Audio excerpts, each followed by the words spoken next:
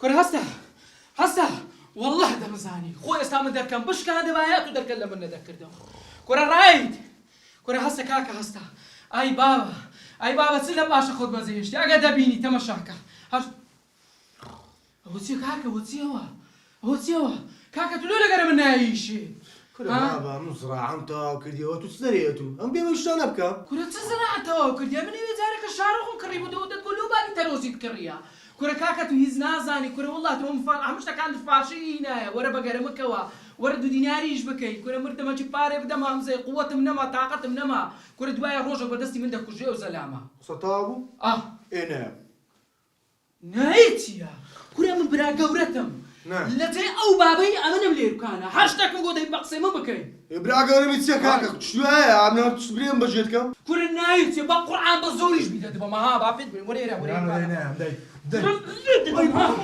اي كابو استدي يا ناي دي يا ناي ساعه شنو درس نشي دتيني يشي ما ربا كونا لقريش ما واردكي الخدمه دام تيجي يشتي بتصاور بريواش باش بتصاور دبر دي بيشكو او قران انا همو دكي استا هاوار كردن او رولا ستوا هاورنا كره كو هاوارنا هناك متواخو كره بقران ها تخرب بيتك كره قناعتك نايكم كره ناكيتيو كره والله بزوريش بيتكم هاواركا زوبا دي هاكم هاواركا دي زو هاواركا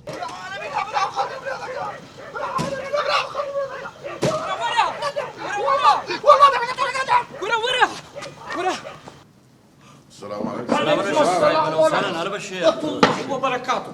ولا من المرزب مع الشيخ شريف. ايوه الشباب انتم تطلعوا ورا. شيخ هذا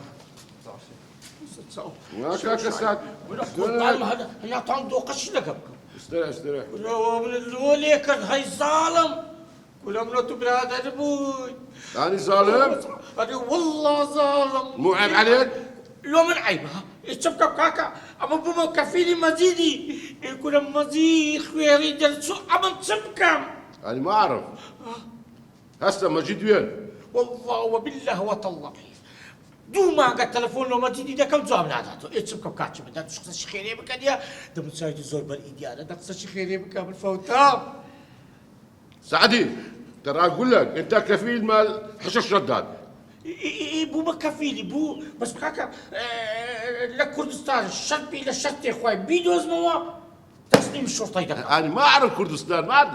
أنا أريد مجيد. ولو والله بوليس لكردستان يعيش اخوي دكا لو سلام هي لكردستان غلط الشبكه بشتي من يدك انه يكسرني جايبنا محكمه كاكا خوف شنينا سعدي جان هاي 3 أشهر. ايه المجيد قال شهرين تدفع الفلوس. هسه صار 3 أشهر. لو أنت تدفع الفلوس لو أجيب المجيد.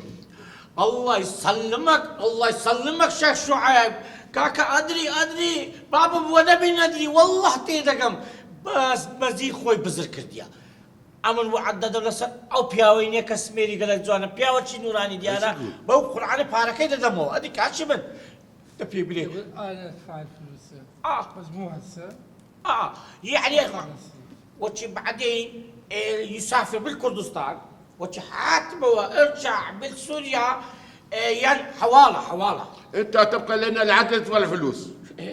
كاكا والله وزعني يا من تدابا براي بريز والله وزعني من تدابا يعني تبارك هلا من دريت اي والله كاكا زينتيا بقاوش بو اقري تابكن بيز دفاتر ما يصير. بيز دفاتر الشديد اللي بخوش ما يصير. نصف 10 صدات 10 دفاتر. ولا بابا 10 دفاتر اللي تشدنا بينهم هاي شغلك مو شغلي. يقول كاكا بتشبك بابا مجد باري خواردي خو منهم خوارديا بنا خيري جانهم بياوتي بسخرتي هي مجد وكش او هاي لمن كل كاك مخديد كاكا اما كوري تشكي ما تاك برام لاوليري ادي خلق دي لبوي كوري سليماني لبوي دي لدوشي لبوي دي لزاخو لبوي دي ابرام كوري الدنيا بيرك لسليماني ابدو يقول هم بنا بانك كوري تسكتان بزال بكوري تسكياتي شاشي لو شيبر ادي تساوكم اخو بس كوري تسماني استا كوري دي بورك ماني كوبا ماني كوري زولا كوري تسكي خوش حياتم زايستكم بنزل لبو داد نيم مشكل باش برام تو حياتم خمنا بلبو راندكم ساوكم حياتم خذ کاکە 50 مشتەکەری لە بۆدانێک کوب بۆ بۆڕە ای باشە تو شالۆ بم دەکەی کاکە لۆ خۆ دەست نابێشتەچی کوڕ کاکە ئەمنیش مادیمە برام ئەمن بە فکر بە مێشک مەشغوڵم زۆر مادیمە ئای مەجید کۆم لت کوشت کاکە پێی بینیە لوی دەکەمە 100 دەفاتر ما يصير حبيبي 10 دفاتر. كاكا 100 دفاتر والنصف انت الكفيل مال مجيد. بابا 7 دفاتر ما يصير.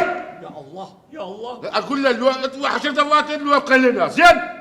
اوكي بس دقيقة دزبك بقول بالك يعني اتودا دفاترك حملها من وردك دي سعد انت مو كفيل مال مجيد. كنت بداخلي جانا بلك في البابا جي لازم انت ادفع 10 دفاتر.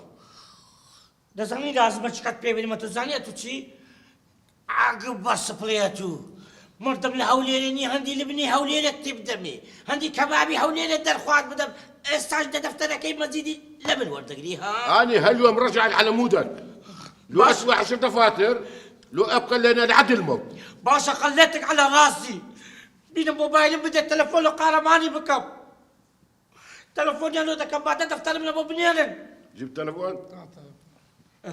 بس ترى اقول لا تخابر شرطي والله اقتل هنا. والله او يبقى من تاكد او يبقى من تاكد كل كودي ولا تلفون للشرطه بك دەنگێک دێ دەنگ کورە موبایلی بەدزینە بێت دوکان ناوە موبایل نەکە دەنج موبایلی دێ کاکەوە وەرە لەگەرم گەڕە وەرە کاتوەرە قونسکەی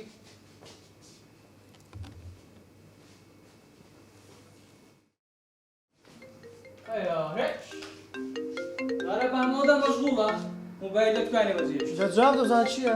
خەمەشیە لە جواب دۆ دێ ئەلو كاكا قاربان كوي قارەمان نیمە من کوڕەکەی مەفەرمووە چێ كل جيل بامز ام السعدي ما السعدي ام زي بابا سعدی وەرە بینە بابە مام سەعادە نەمرد ئەلو كل هو بعقلك بلاتا كل دلي مردو قصيدك كل خو من مردي ما بلا والله بەرە مام سەعادە توی كل برو زو خود بقينا قارماني بابا دو بيبي نوا ئەدی ئەمە دەنا تازیەما دانا ئەدی لافتەما لێدا مەلاما باکرد حەلواما کردە خێر بەس قبرەکە دیار نییە كل برو زو بابا دو بينو زو تا مام سەعادە ئێستا خەبەر دەدەمە بابم بە زووی تەلەفۆن لە کاتۆ باشە دەیخوافز توزای چ بکە بەس پەنجای ئەوەی مەغدی دیدانێ ئەم موبایلەکە لە بام دەمە خەبەر دەدەمی و دێم وا کوڕی بەکەم جارە بیری مردی قسەی بکە وقارمان عمي من او استاكني قصيدة قد كبو دلم باركم لو ترتب كانوا حوالي سوريا بكاتر بخاطر رقم حساباتك كاكا الشعيب التوا ملك بەێ کوڕەکەم ئەو بخۆت دەزانی کاک سعدی لێرە ئینجا لالیکانی دەبرێ ئالێرە و چی چای خۆت ئێرە دەپارێزی یەک دێتن بە قسەی خۆش بەخێراتن دەکەی قسە و گفت و لفت لەگەری خۆش بێ حتا ما بقارەمان بخۆ دەبی قسەت خۆش بێگە مشتری ئەوالێ مەجار دێت توزگت پڕ قسەیە وەستای قسانی کۆلەواری دەستانی کوڕەکەم حتا سعدی دێتەوە مشتری دێتە ئێرە حتا پێ دەکرێت بە قسەی خۆش مشتری خۆ ڕاشە بیدێ باشە بەڵام ئەو سعرانی پێت دەرم لەو سعران لا نەدەیت باشە یەکەم کشمیر بە 35,000 تۆپی بە 35,000 دلار نه ئەوە بە 35,000 باشە دووەم دوم سیڕە بە 35 دۆلاریە سیڕان شیڕە خۆ قسەی قۆڕ سیڕە یان شیڕە کوڕم سیڕە سیڕات و هاتو هەروشی داربابێ هەر برن دەبی عقل زعیف دەبیتن خەباوە ڕەخت دوو معنە هەیە نه بنووسە سیڕە بابەکەم سیڕە قەدیفە بە 35 دۆلاریە قەدیفە کە نووسیت ناوەکەی لە بەرامبەر بنووسە ئەتوور ساقن دەبی باشە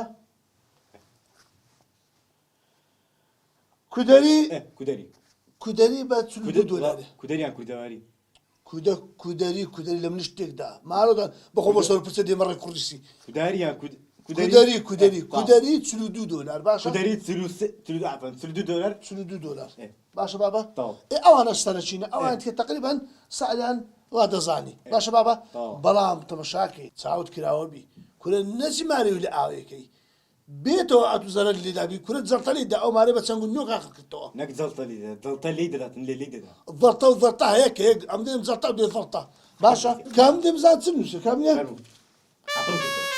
كلو تسلوسياتو كا بنقرتوا كانوا ستم اوه كنا كلامك قبل كابلا ملتر كلمة ليقة أين نقوم نسقل كنا قلت مستعملوسيا اما يقدر هذا كلام ادم يقرم ايش ناكاتن بابا قولي بابا قولي بابا قوم بابا سبوها السلام عليكم عليكم السلام ورحمه الله بابا حتى أصلا زايد لتو مرضي قسامك كل الشيء ما قد سبوا له خاطري أخوي بابا حتى أصلا زايد لتو مرضي تلفون بك كل خدشتو أنا بلو خاطري أخوي كوري بابا تمشاك أوا ما مصادي أو رقم دورو درجة تلفوني كرد ده ما يتقسم على ما كرد زالت تبغى ما صادي زندي بيتوا كل الراوة كلها ملشكاي يا سعدي شنو هاي؟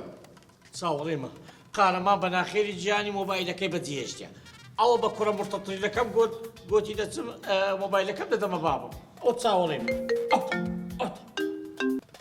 يلا خابر ألو وقال مان والله مردم لسوريا ولا الشام كل السعدية نازم خونا الراس ديا كل تو مشيت مكا أتو قصاندك هي كل كاتش من بالود بجير موا كل كابوبنا كفيلي كابراتي برادر ناوي مزيد بو مزيد تدفتر الشاي للشعيبي دبا شعيبي برادري قديمي منا عملوا مكفيلي كاك استا ما تلفون داخستيا سمعات الشعيبيش تيارا بي قوتبون قوتبي هاركا السعديات اينا بيقلن والله امش بك كومبانا هكا الشعيبي دارو يشتو لهيقرا دو زلام امني انا نقود السارينا والله امني هناش يا زميلتي كل الشعيبيش ليلة نبو او استاكا قراي توا كل امن ما وجه الزور بس لا انا وجير زميني اكو تتشيلي امدادن وين مينيم توشي برايبو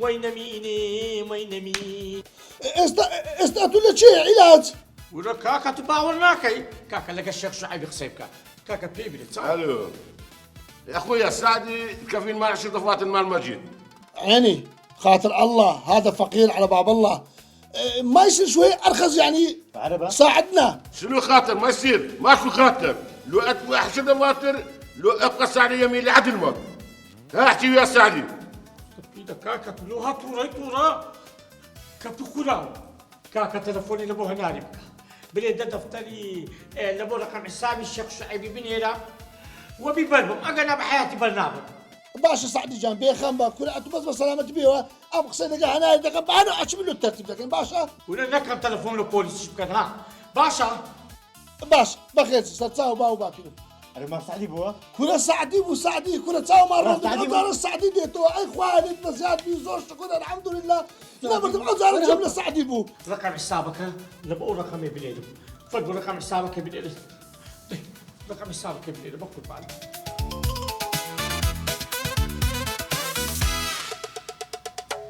تمام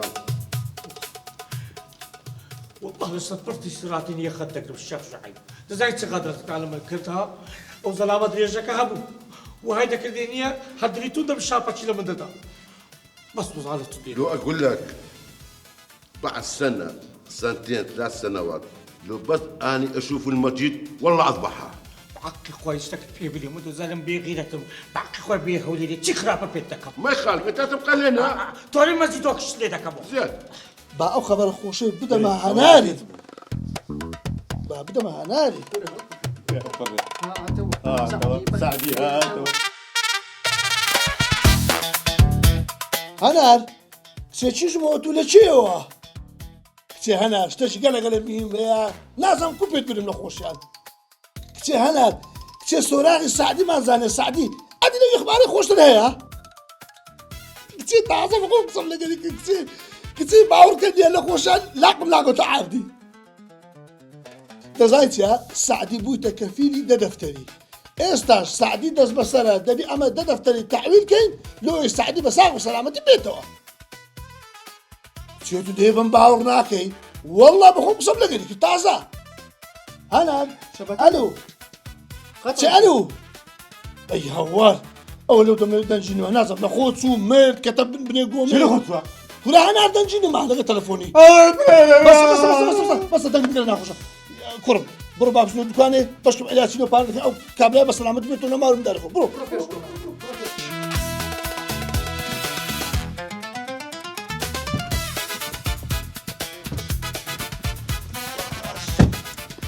یانە جامانەکەەوە باشە بۆستە ئەرە بەخوا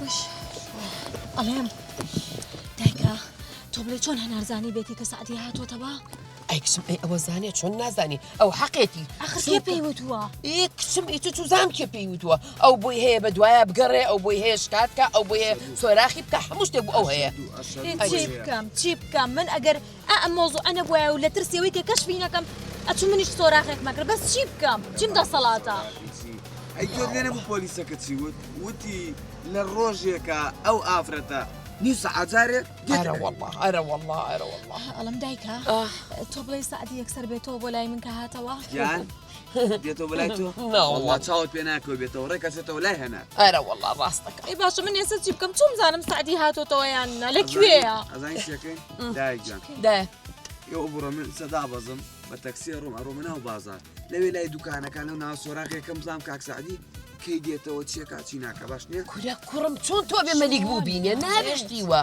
دایگیان ئەگە مەلیک ببینم باشتریش گێژە بزانام قسەی لێ دەرەکەم کاک سعدی ئەچێتەوە کوێ ناچێ باش نییە نازام من دابەزم ئێوە بڕۆ باش بە تەکسیە باش ئاگاو لە خۆ بێ حافیزی بێ خۆ لەگەڵ بێ دایکە یە لە چی بکەین وڵا ئێمەژە چین بە بەردەرگی ماڵی هەنار ماڵی هەناری چی دایکە والله من نایم تۆسێ هەر لە دوورە بەر لە دوورە ئەم ڕاقەباکەم زانی سعدیەتەوە نایەتۆ چیەکەن چی ناکەن هەر لە دوورۆ دایگیان حاڵی ئەمڕۆمان جوان بوو من تااقەتی کێشەیەکی ترم نییە وەرە وەڵڵا ئێستا ئەڕۆم وەڵڵا قسەی تۆ ناکەم وڵا ئەچم بۆ بەردەرگای ماڵی هەنار ئەبێ قسەی هەر خۆ بێ ئارە وەڵڵا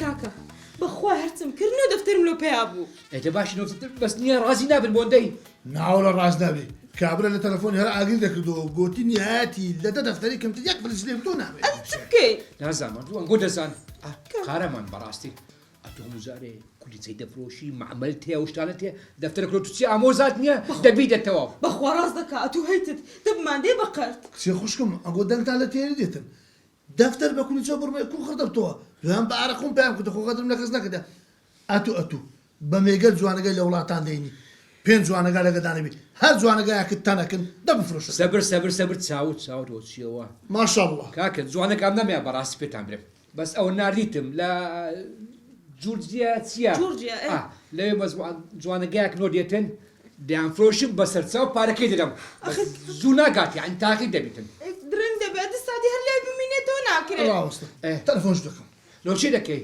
هیرۆ کابرای دەکەم بزانام ڕازی ناکەم بە نوێیان دەیما دەبێت چاوەڕێ چ دەکەی دەستبینیەوە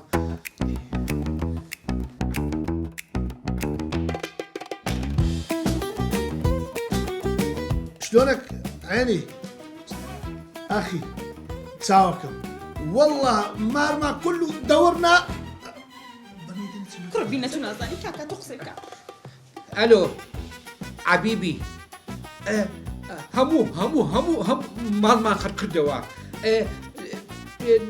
بەنۆی دەرێنچی بن كاكا بين توش نازاني دقصك كدين عيني هامو مارما خر كردوا هامو ما فرشتوا جوتي خوما كوشيا تسعة دفتر ايه 9 زين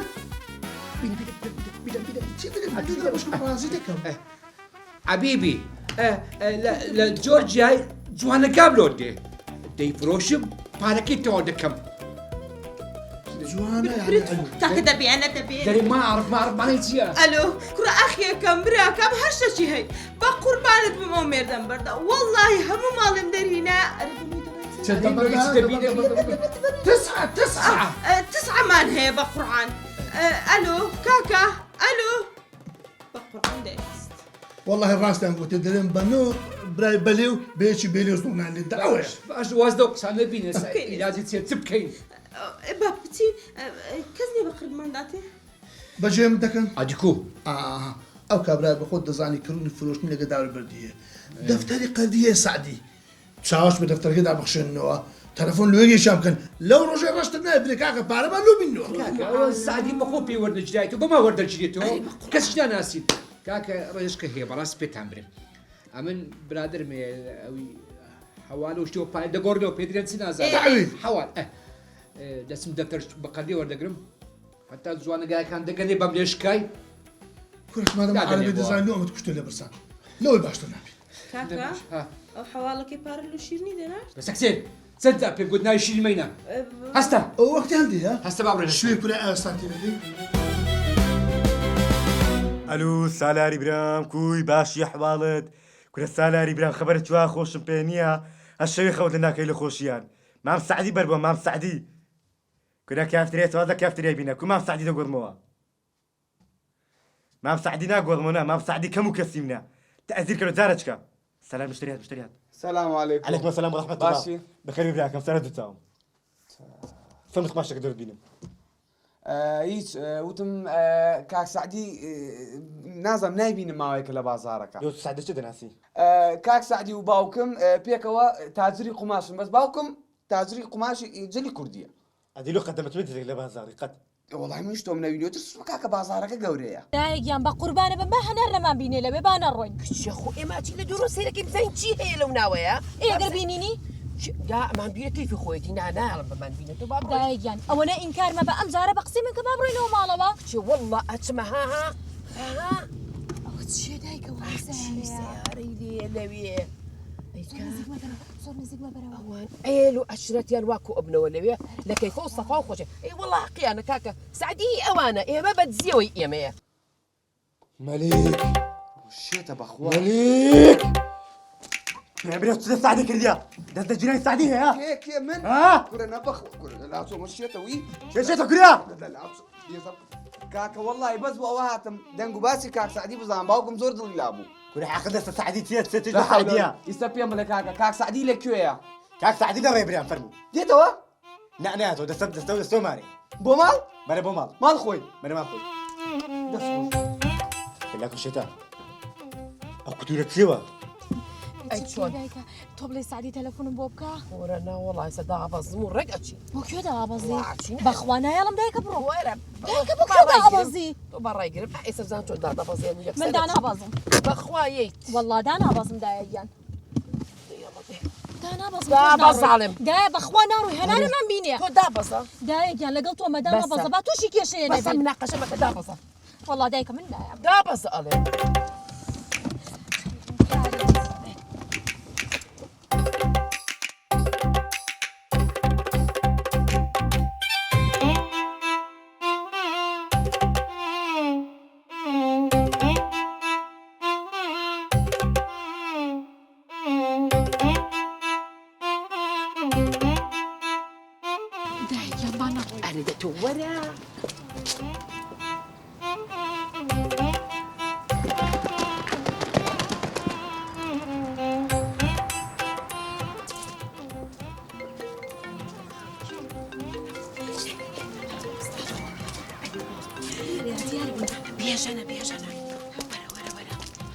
ئەلو بێژەنگیان چی بوو؟ لەکوێیدا؟ وەڵا ئێمەوە لە بردنگەی مەڕی هەنادین. نەچنە سوورەوە. بۆ چی بووە؟ تۆ لەگەڵ مەری قسە کرد؟ قسەم کرد لەگەڵی دایەکیان ئەڵێ کاک سعدی ئەمڕۆ بەرە بێ و شتەکان هەمووی تەواو بووە هاکا گەشتە ماڵەوە. کورە کوڕم ئەوە شێتە عەقڵتەوە نێکیە لە بەم کە زوان ناڵێ. کورە دایەکیان لە قسەیە لە شێتە یا لە مناڵە تەکیدم ڕاستەکە. ئەی باشە ئێستا ئێمە چی بکەین؟ لەوێ مەمێنن بڕۆن. باشە دەی خواحافیز. چی بکەین ئەڵێ چی؟ هیچ ئەڵێ بڕۆ تۆ وەرە بزانین چیەڵێ وەرە.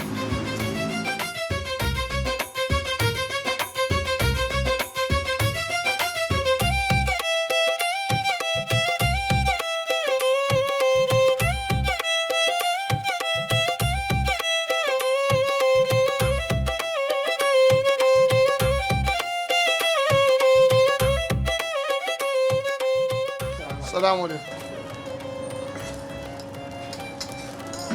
وساوي شهر تذكر كاكا ولدي نكري صد نفر ها المزار ما نكري كاو بتني دو غزوان ولا غزوان لا ولا زلاتو شو دانا ها ترتيبات الجوان ده كل شهر المزار ما نكري ها يلا دي بس بسيارك منك يا بسيار يا الله كل تو بسيار دو شتو نبو والله بسيارك قالك مين دبزار بسيار كاكا دي وكاك سعدي بربو لا سخيران بربو لسخيران هنا يا اخوان هم كينا بلاش نبابا كلو بفاري استحامة بكينا بلاش ما تزام خالتي دينا حمود الشينا يكون اخوات سيتسا ولا خيرة بقرا لا لك خير ايلو خود بكا برودي رمان وايدو الو بركاك عادي انا كل بيرمنا اصلا بدي لبير ما اسا بتسوى بخوا بيز دقيقة دقاتي انا بيغم ترتيبات شوال ودادنيم هذا بدو عاملو كده انا بقى امان شوي تساو هاك شرم وساو شرم زار منك يا وشي على زار كنت انا مو هذاني او غزوان قاس كباب لبردست انا زو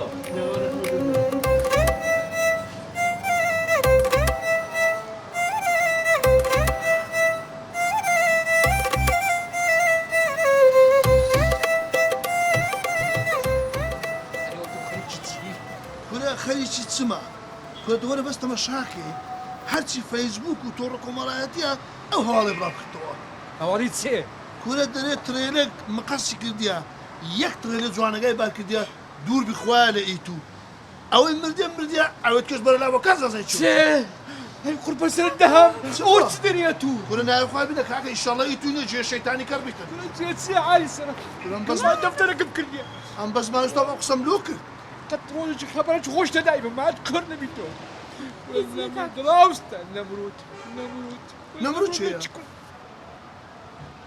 لقد سمعت كلام ساكر لك ايه ها كاكا بينو بينو او تها كاكا جواب نمرود هوال ستيب كل هونيا كاكا ان شاء الله هونيا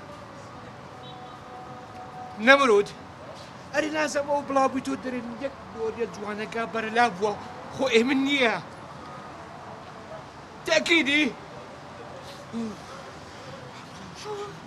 دست خوش قربان دم دست خوش سايب انا مش برداوة زوانا قاش على الدخير موجود في غنبري كرات وانا يمت برداوة برو بشكو برو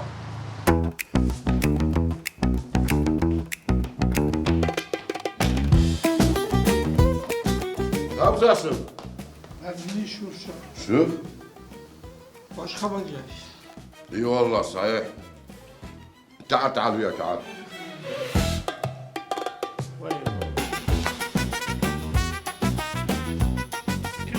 يا كاكا سعد شلونك؟ والله بابا ذبيني كاكا سعدي وزيكوا كاكا سعدي تاوينك ربي بقرباني كاكا سعدي ابو جاسم فك الواير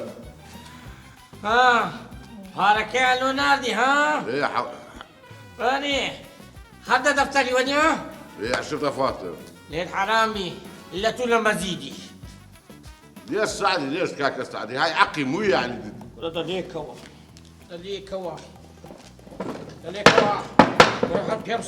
على كيفك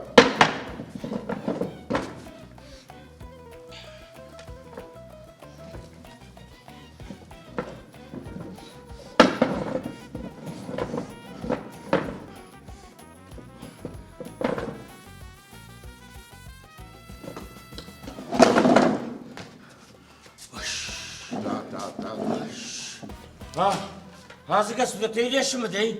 لا اقول لك كاكا سعدي بلي هاي اخر مره انت تصير كفيل ده تجي من بقرة شربي للشرط اخواي مزيدي هذا بقدم بزاك تروجك للرجال ريت كتب العنبر منو اللي حوليني بالبين مسك استور دينار اللي ودق الموا ليش يا اخويا هاي عقي انا كاكا حكوا اشياء كان بدو اشياء موبايل اشياء كان بدو ضي روح يا السياره اقرا غرام مالها يلا دورها ولا فهمت جوا ولا ضي والله انا اعرف شو اسوي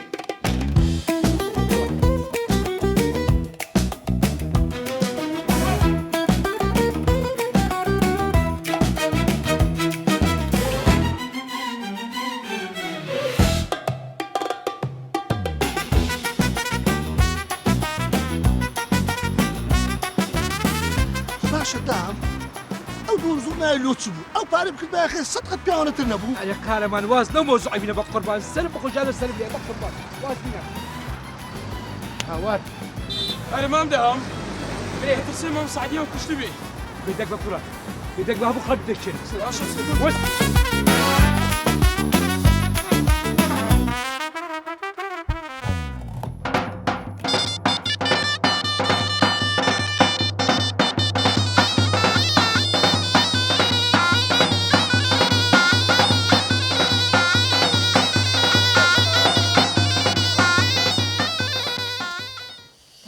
زۆر قەلەقم نازانم سعدی بۆ دەنگێنیە هاتۆتەوە نەهاتۆتەوە ئەم پیاوە تۆ دانیشە دەدانچە سەر بە سوورەکە ئاوایی تۆ ئەچیت دایکە سعدی ئۆنلاینە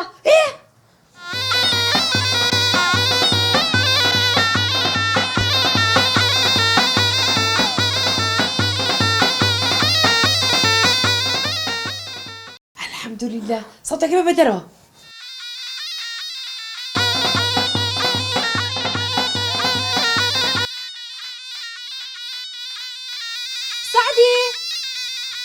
سعدی لەگەڵ تۆمە بۆ جوابم نایتەوە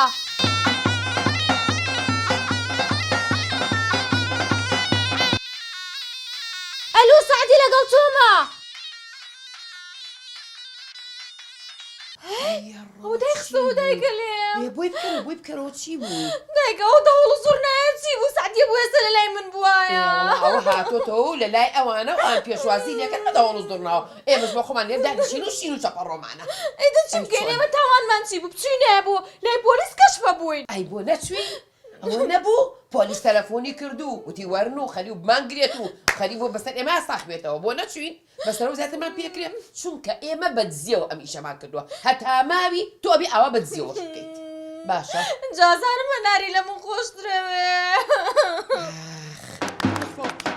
ئەو زەکاکە کورە مردم کورە شوعیب ئەمنی کوشت ئەو زەکاکە بابوور کورەوە ئەو بەس بڕۆژبەتان چ کرد کورە بەخۆخواری کەنیە بمر دەزانن شوعیب چی لە من کرد کاکە ئامانەتێ خوای بن هەمزە دەست خۆش بی سوسکەی هەردەفەڕ کورە لە خۆش ئێستاش باوەڕ ناکەم دانیشە کرۆ تو بەزانە ئەو جازای بینندێ برۆ کڕ بۆ جاتەر بندی برو